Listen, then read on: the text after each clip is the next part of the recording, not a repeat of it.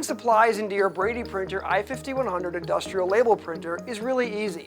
We want to start with our IP-enabled ribbon handy and the printer in the ready position that we ended for the label loading process, which is the control panel down, the print module up and out of the way. We've already selected our sensor and the printer is in on status. First thing you'll want to pay attention to is that the end of the IP-enabled print ribbon supply roll has got a square key on one end and a round pin on the other end.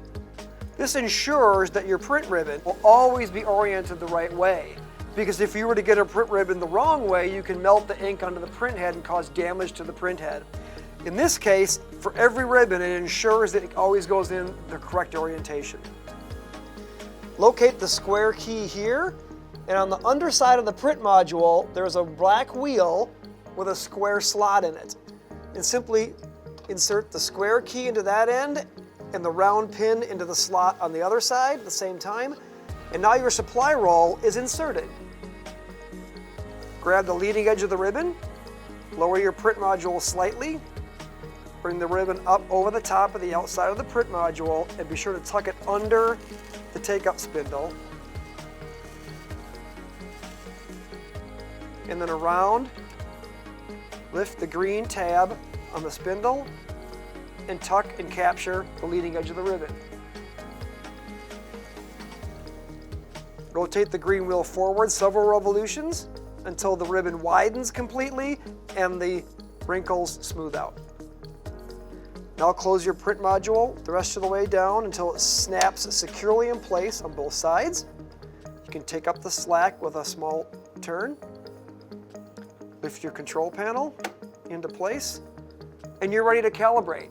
In the event that you installed the incorrect ribbon for that IP-enabled label material installed, you would have seen an error message here saying, don't use this ribbon, use the RXXX series ribbon instead.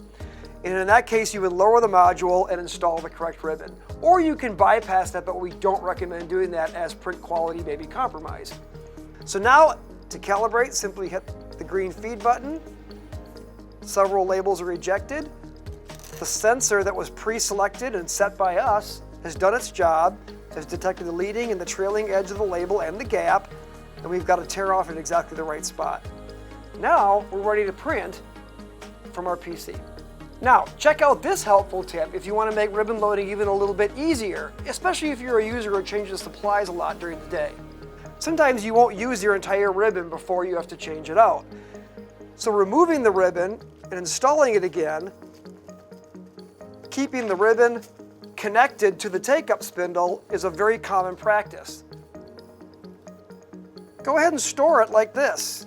So when it comes time to reinstall this, it's actually quite easy to install it as a connected assembly. You will want to invest in some spare take-up spindles, however. So at a later date, when it comes time to use this ribbon again in its not finished state, you simply keep it connected. And it's even easier to load than the steps we just showed.